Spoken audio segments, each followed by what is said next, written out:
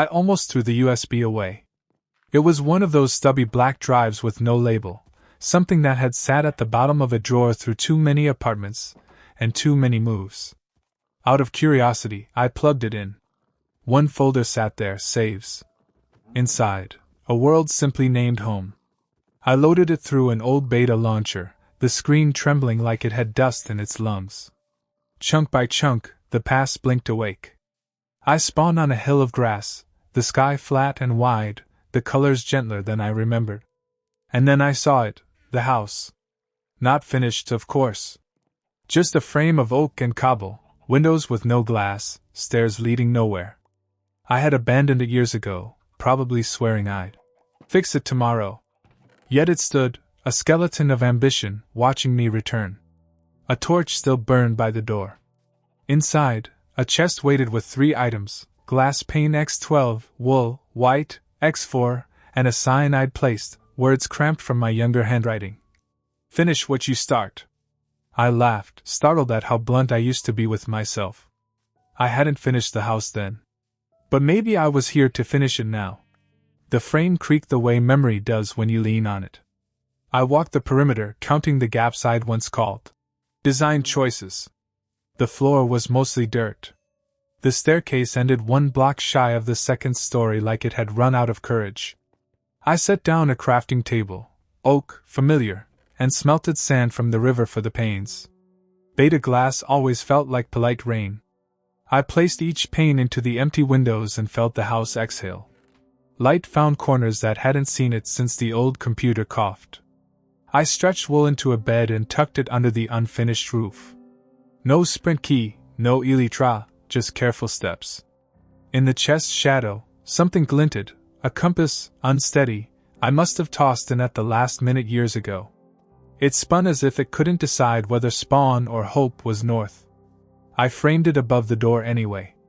The needle calmed, not because it knew, but because it had been given a place to point from. Outside, the hill rolled down to a pond that reflected the sky in tidy squares.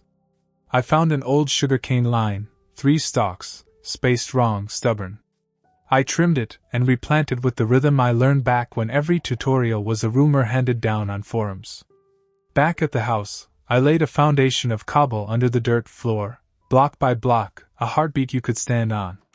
A chest hid in the crawlspace, mine probably, stuffed with stairs X24, trapdoor X2, and sign X3. The top sign already said, "Finish slow." I set the stairs along the front, a porch with no swagger. The trapdoor became a cellar hatch that opened onto nothing yet. I wrote on the second sign and planted it by the door. "We live here while building here." That felt true of more than Minecraft. The staircase still missed its last step. I added 1 plank, then another, and suddenly the second floor accepted me. The ceiling beams were misaligned by exactly 1 block. My old signature mistake. Instead of fixing it, I leaned into the wrongness and mirrored it across the room. Symmetry of imperfection, the most beta aesthetic there is. From the new height I could see further than memory promised, a distant sandbar, a birch stand like a soft choir, and there, a column of glowstone floating over water. Impossible, unless I'd put it there during a phase where I thought light should keep boats company. I grinned. Past me was sentimental and unashamed. I placed a small writing nook by the window, desk of slabs, chair of stairs, torch high left, low right. On the desk, I left 1 piece of paper with nothing but a dot in the middle. Not a map yet. A promise. Night in beta is persuasive, not aggressive. I slept in the new bed, and morning cut in like kindness. Downstairs, by the cellar hatch, I started digging. 3 blocks deep, gravel tried to bury the plan. I shuffled, torch trick, breath held. The collapse obeyed the old rules and turned into flint and an apology. The cellar opened into a tidy room where I could hear water but not see it. Following the sound, I hit a vein of stone that hummed like it wanted to be a wall. I carved an arch and found a spring, just a single water source block tucked into rock, pouring into a 2x2 pool. I bordered the pool with smooth stone and hung a sign. "Wash your hands before dreaming." Ridiculous. Perfect. The house was learning its manners. With water sorted, I walked the hill's ridge until I reached the glowstone over the bay. A rickety dock waited, half-rotten in style if not in code. A chest sat at the end with boat X1, bread X3, and a music disc cat. The sign beside it read, "For days that need a song first." I set the disc aside for later and pushed off. Boats from this age glide like forgiveness. I followed the shore until cliffs forgot how to slope and found a lonely pillar of cobble with an item frame torch inside, my old trick for "This Matters." Beneath the pillar, a ladder led down to a glass room on the ocean floor. Inside that room, a map hung on the wall, 4 tiles, only the top left partly filled, our hill, our house frame, the pond. The other tiles were blank. A sign below it. Finish the house, then finish the map. I touched the empty squares like they were sleeping animals. I promised I'd come back. Back home, I added a roof that didn't pretend to be grand, oak slabs stepping toward a polite peak. I left a skylight over the stairwell so morning could travel all the way down to the cellar pool. The house brightened as if squares could smile. I ran a short fence along the porch and named each post with a sign. Arrive. Exhale. Stay. On the last post I hung the disc and crafted a jukebox in the corner. Cat rolled out like sunlight learning scales. I stood still long enough to hear the world agree. The unfinished part now was the back wall, open to hill and breeze. Instead of closing it, I'd built a half-height counter that looked into the landscape. A kitchen without walls. A decision to trust the weather. Afternoon called me underground. I followed a torch line from years ago into a cave where the ceiling thinned under a lake and the ambient rain sound bled through rock. I found an old skeleton spawner I'd glassed off like an aquarium exhibit. The wheel turned. Bone. Bow. Nothing scary when curated. In a chest near the spawner, mossy cobble X12, arrow X3, sign X1, pre-written. The sign read, "Take only what your house can carry." I carried the mossy cobble back and set it in 2 corners, small anchors for the room's story. Upstairs, I built shelves and placed exactly 3 bones in an item frame with the caption, "We've survived before." I worried it was too much. Then I remembered this is a game about placing blocks until the room feels like it breathes right. I kept putting it off, but the cellar hatch insisted, time to wire the house's heartbeat. No redstone contraptions, just rituals. I placed a pressure plate inside the front door that pinged a single-note block under the stairs, G. In the kitchen, another plate for E. On the porch, a final one for C. Walking in became music, G at the threshold, E by the table, C as you step out to the hill.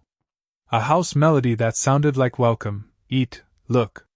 I smiled at how unserious and essential it felt.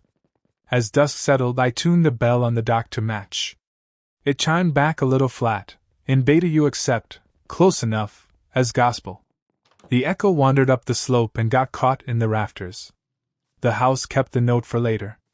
I finally hung doors, oak, wide open by default, like the place had opinions about hospitality. The compass above them spun once and stopped with its needle pointing directly at the cellar hatch. Spawn isn't always horizontal. Sometimes the truest north is down to the quiet. I made a small attic by crawling into the eaves and planking a path. It was warm up there in a texture pack way. In the dust, imagined but real, I found a chest with a single feather and a sign. Right when ready. I left them untouched, a pause held lightly. Outside, the birches sang their rectangle song.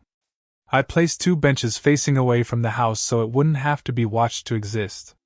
Some homes are best admired out of the corner of your eye. There was only one thing left from the first chest, glass pane X0, I'd used them all. The back counter looked into the hill, but I felt a tug to put one more window where I hadn't planned. I knocked a hole on the staircase landing and framed a view of the pond's corner, the least photogenic angle on purpose. Through that window, I could see a single torch I'd placed wrong years ago, too low and out of rhythm. I left it. A flaw you can love is a window you can trust. Night asked politely to come in. I let it. I sat by the cellar pool and listened to water reason with stone. Upstairs, the note block under the stairs held its G like a candle. When I climbed to bed, the feather on the attic floor somehow looked like an arrow, pointing not to anything but along. Morning returned like a decision I didn't have to force.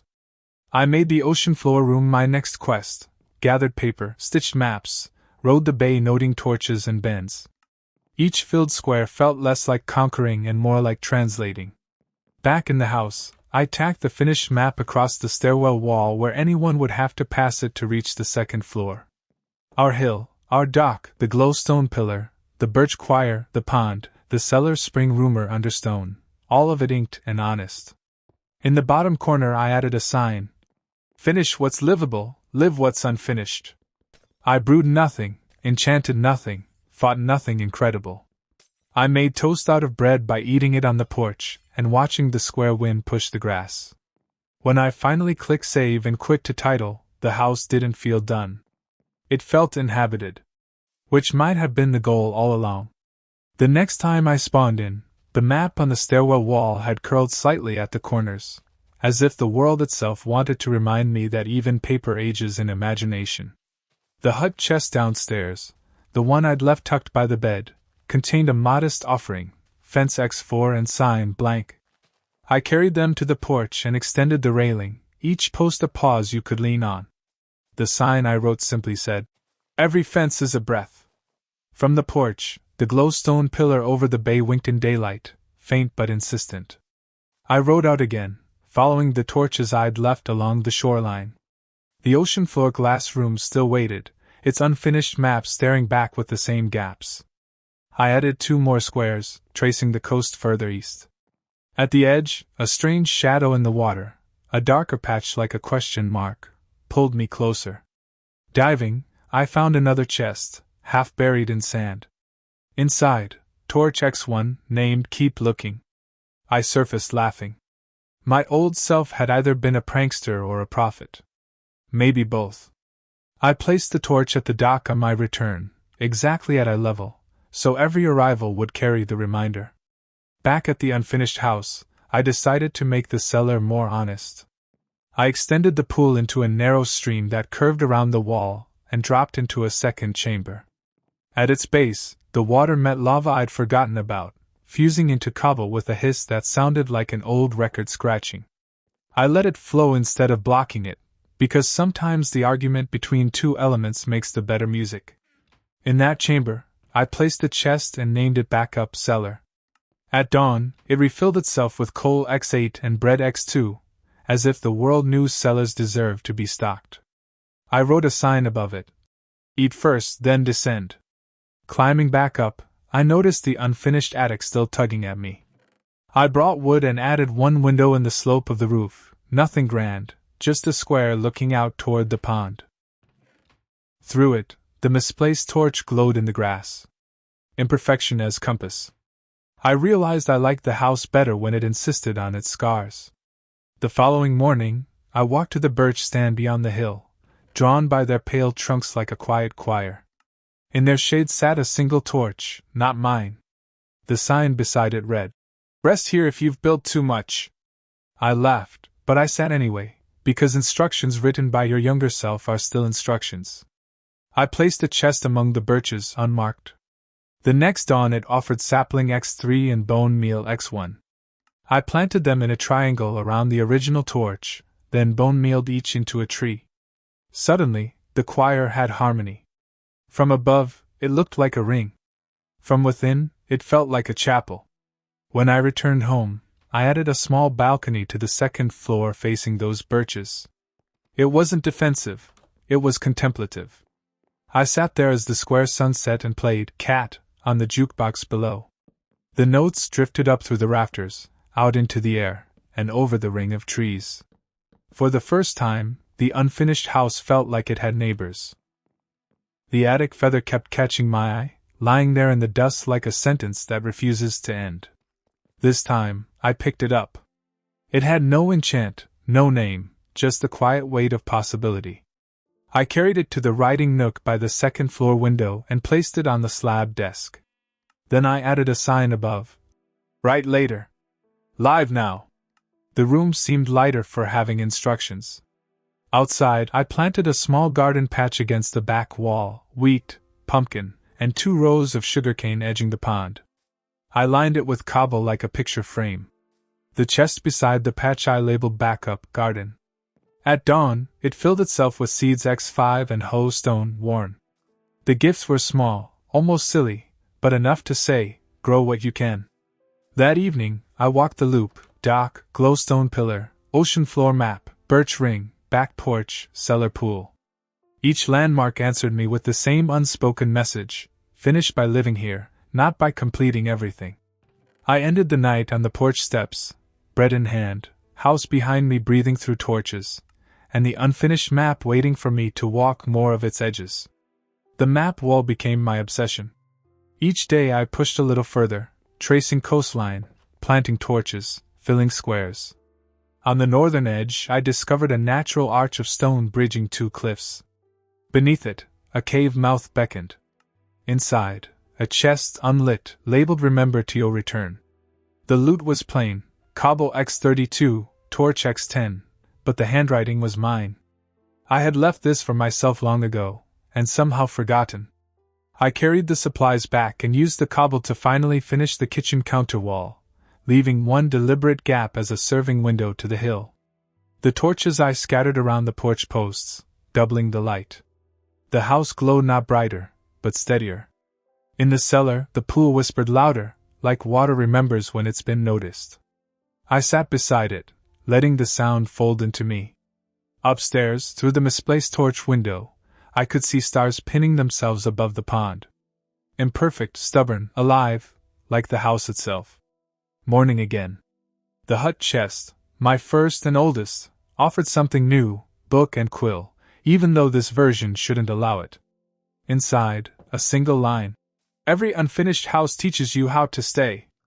I didn't add to it. Some sentences are already whole.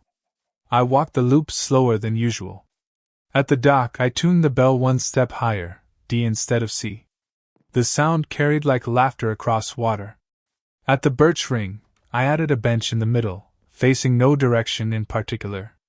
At the glowstone pillar, I placed a second torch at its base, so the light reflected both up and down. When I returned, I climbed to the attic and finally tucked the feather into the book. 2 unfinished items now lived together, reminding me that not everything needs to resolve. The house wasn't complete, not by any measure. But when I clicked save and quit to title, I realized completion was never the point. Living inside the half-finished frame, breathing its crooked beams, walking its loop, this was the home I'd been building all along. When I logged back in, the sky was still dim with beta dawn, the kind that feels like squares of quiet stitched together. I walked straight to the unfinished house and paused at the front step. The compass framed above the door had steadied, its needle now pointed directly toward the birch ring. It was as if the house itself had decided that direction was home. Inside, the hut chest offered glass pane X4 and a sign, pre-written. The sign read, "Fill only what frames joy." I carried the panes upstairs and chose 4 random gaps in the rafters. Light spilled in at odd angles, catching dust and beams that looked like gentle diagonals across the room. I left the other holes open. Perfection wasn't welcome here. Later, I rode to the sandbar beyond the dock. I planted a torch, added a single chest, and labeled it Backup Pause. At dawn, it filled with only bread X1. Simple. Honest. I ate it sitting on the sand, watching square waves lap the edges. That single loaf tasted like ceremony. The map wall grew each day, but the more squares I filled, the more blank ones seemed to appear. It reminded me of the unfinished staircase, of how completion often multiplies possibility instead of shrinking it. On the southern edge, I found a desert, flat, pale, endless. A lone well stood there, 4 cobble pillars holding up air. Inside, a chest, bucket, water, infinite. I carried it home, but instead of using it in the cellar pool, I poured it onto the dirt outside the back wall. The stream ran down the hill into the pond, adding one new ripple to an old surface. A small thing, but the house looked different for hearing water on both sides. In the attic, the feather had shifted position, lying across the book's open page like it wanted to underline the sentence. Every unfinished house teaches you how to stay. I smiled, shut the book, and left it exactly that way, page held open by weight of flight. Night fell square and calm. I walked the loop one last time. Dock, glowstone pillar, ocean map, birch ring, seam cliffs, cellar pool, back porch. Each chest offered its modest gift, a seed, a fence, a loaf of bread. The bell on the dock rang once indeed as I passed, and the house caught the echo in its rafters. I climbed to the attic, stood in the beam of moonlight cut by my misplaced torch window, and placed the final sign. Finished is just another word for living here long enough. Then I went downstairs, faced the chest by the bed, and clicked save and quick to title. The music rose, steady and forgiving. I leaned back, realizing I hadn't built a perfect house at all. I'd built a place where imperfection could stay, where old maps could remain unfinished, and where even a forgotten USB could remember what I meant by home. The next morning I logged back in, expecting only to tidy torches and replant sugarcane. But the hut chest offered something unusual: paper, pre-written. When I opened it, words glowed faintly in the inventory slot. Walk where you've never walked. I tucked the paper into a frame above the cellar hatch so it would stare at me every time I went down. Then I packed bread and torches and headed toward the desert. Crossing the seam cliffs, I noticed the glowstone zipper pulsing faintly, like lightning locked behind glass. The mossy cobble commas I'd placed looked like punctuation in a language I still hadn't learned. I left them be and walked on. The desert stretched blankly ahead. I placed torches as breadcrumbs, each one a small act of defiance against endless beige. At the desert's edge, a plateau rose, squared off like it had been cut with scissors. On top stood a lone tree, oak, improbable. A chest sat beneath it labeled backup dry place. Inside, Cactus X1, Sign X1, pre-written. The sign read, "Even here, green survives." I laughed, and planted the cactus in a tiny fence square at the plateau's edge. It looked absurd, but also right. I placed the chest back beside it so future me would know to check in.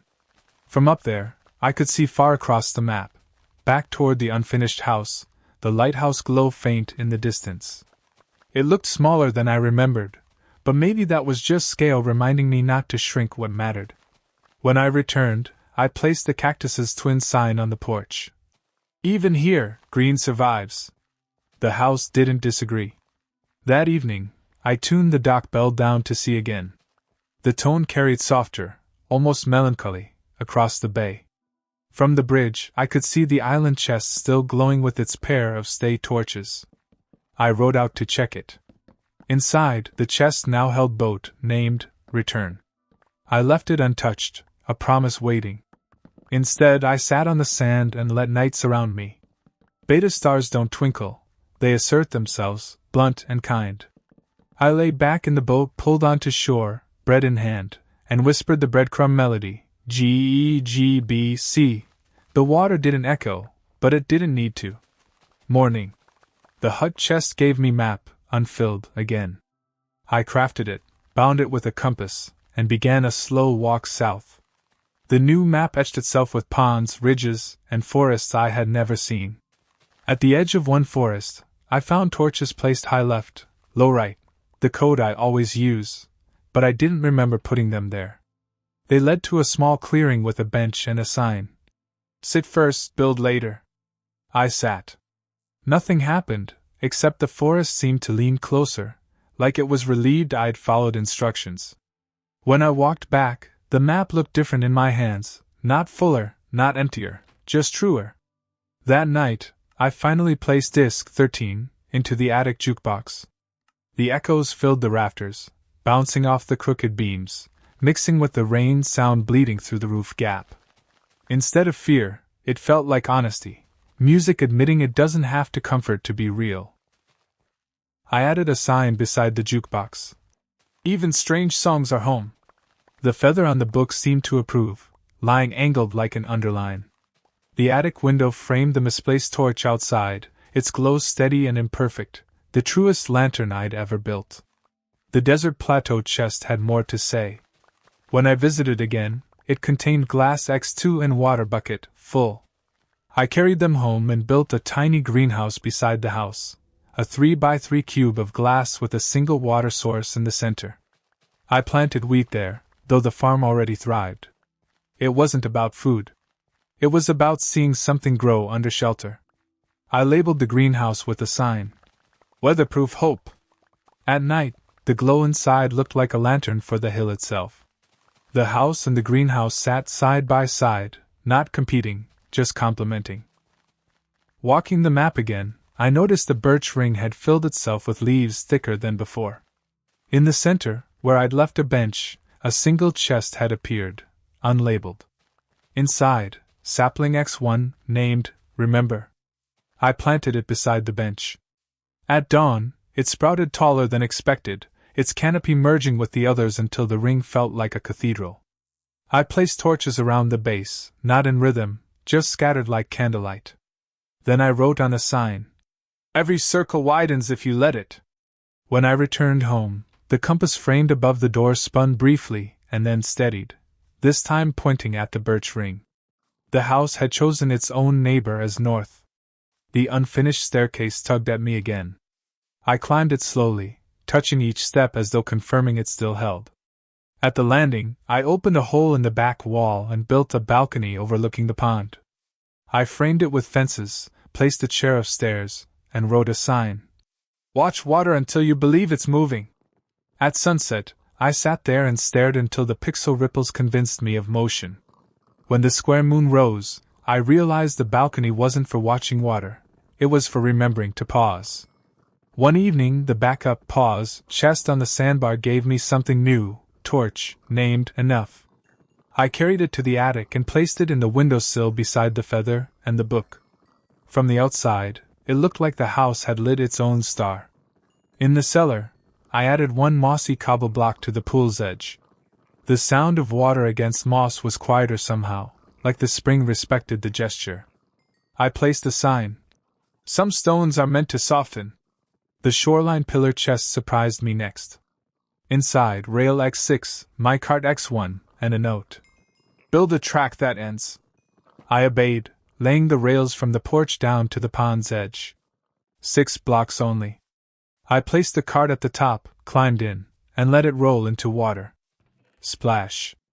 Laughter. That was the whole ride. I built a sign at the bottom. Fun counts, even if it's short. Then I left the cart bobbing against the dirt shore like a toy. The attic feather shifted again overnight. This time it pointed not to the book, but to the trapdoor leading up. I climbed onto the roof for the first time. From there, I saw every landmark glowing, the birch ring lanterns, the desert cactus, the sandbar torches, the lighthouse in the distance. The world had strung itself into constellations I'd built by accident. I placed one final sign on the roof beam. Look down. You already made the sky. When I checked the hut chest again, it contained only bread X1. Nothing else. I ate it standing in the doorway, realizing some days don't need gifts. Some days need only enough. I walked the loop empty-handed, dock, pillar, map, birch, seam, desert, greenhouse, pond, balcony. Each place felt like it had its own heartbeat now, no longer needing me to prove it alive. By the time I returned, the porch torches glowed like friends waiting with lanterns. That night, I rowed the return boat from the island chest. Instead of aiming anywhere, I let the current push me in aimless circles. Stars wheeled overhead, their blunt pixel shapes steady as truths. I whispered the breadcrumb melody one more time, G, G, B, C, and this time it felt like a lullaby I could hum without the world prompting me. I beached the boat back at the dock and left it tied there. Not ended. Just waiting. Morning brought one last gift. The hut chest offered a sign, pre-written. It read, Endings are pauses you can love. I placed it above the porch doorway, where it caught the light of dawn. Then I walked the loop one more time, touching each chest, each bench, each torch. Nothing new appeared. Nothing needed to. Back at the attic, I placed the feather inside the book, closed it, and left it on the desk. I stood on the balcony, watching water ripple, listening to torches breathe, letting the unfinished house teach me once more how to stay. Then I click save and quit to title. The music rose, patient as tide. And somewhere in that old USB world, the house waited, unfinished, imperfect, alive, keeping a torch lit for the next time I returned.